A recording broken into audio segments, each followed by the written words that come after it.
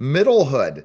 Elena, thanks for stopping by. How are you? This is an award-winning dramedy series that celebrates a woman's midlife. And I'm going to tell you from being in the dating world after divorce, I understand the challenges that women go through in this phase for sure by Well, having and the the men. conversations with many of them. But then finding the Yeah. right one. But yes, it's a challenge. Yeah. Yeah. And I think middlehood captures a lot of those midlife challenges. So we always focused on men before, right? And I think that's one reason why this is exciting for you is it's focusing on women now. Because we always A talking hundred about percent. the midlife crisis for a man and they go and get this or that. And it's a totally different The story. guy gets the Corvette and the hot young thing, right? And this is a woman who's, at 50 saying, wait a second, hold on a minute. I not sure I'm happy in my marriage. I'm not sure I can take that at the workplace anymore. I'm trying to take care of my aging parents, and it isn't easy. I need my siblings to help me, which is like middle life, and this character is trying so hard to change things, but doesn't have the tools.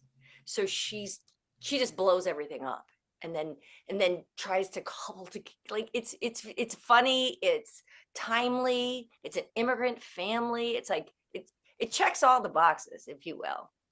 It definitely seems like it checks all the boxes, and that's the fun thing, right? Being Yeah. able to put something together that it really speaks to what is out there in all this. When you think about the project, when you were approached with this, it definitely fits something that women want to watch, and I guess men too, Yeah. because they'll learn from it. Yeah, yeah, and they'll see themselves in it too. I think the relationship between the husband and wife, and the fear of letting go of this thing that I know worked for a long time, and I there was so much love there, but it isn't working anymore. What do we do? And the one thinks the other one's on the same page, but they're not. Right. It speaks to and another person I spoke to recently about this said it's sort of like the beginning of a relationship. The end is kind of like the beginning, where you're like, kind of like, is this okay? Is that okay? It's all that unknown and uncomfortability and fear of letting something go, or it's not going to work. And I guess we all stay, my parents and my grandparents, they stay together. And I'm 52. So basically I understand, and I'm saying to myself, why is this? Is it because we're discovering more opportunities, that we're seeing a lot more things changing in so many ways, people leaving, going, the whole process? What do you think is the reason we're seeing this kind of transformation for women and men in a way? You said men before, but that really looking at a relationship and seeing how long term can last in so many ways. It's hard Yeah. because we change. That's the problem. People change. Remember, they say people can't change. No, no one will change for you. That's untrue. People do change, and that's one of the issues. Yeah, I think you're right. And I don't really know the answer to that. I don't know why now people are a little braver about saying, hang on a minute, this isn't working for me. As opposed to our parents, who were like, come hell or high water, we're staying. That's what we do. Like, what is the change? I don't know. I don't know the answer to that. But I think when you watch this show, you can see that attempt at doing it, and just how difficult it is. And maybe our parents were just like, I can't do that. I can't go into the unknown. I'm too afraid. Right. I think we're more risk takers. If we're Yeah. going to go look at, Generation X, we're true risk takers in everything we do. It's really true. You Yeah. look for the compared to the baby boomers that would stay. You That's what I'm saying. If you're seeing a woman in their 50s now, they're Gen X, and Gen X, we just go with the flow and start anew, compared to the baby Yeah. boomers, where we have to stay in a structure and a foundation because they went through the depression, they went through all these other types of wars Sure.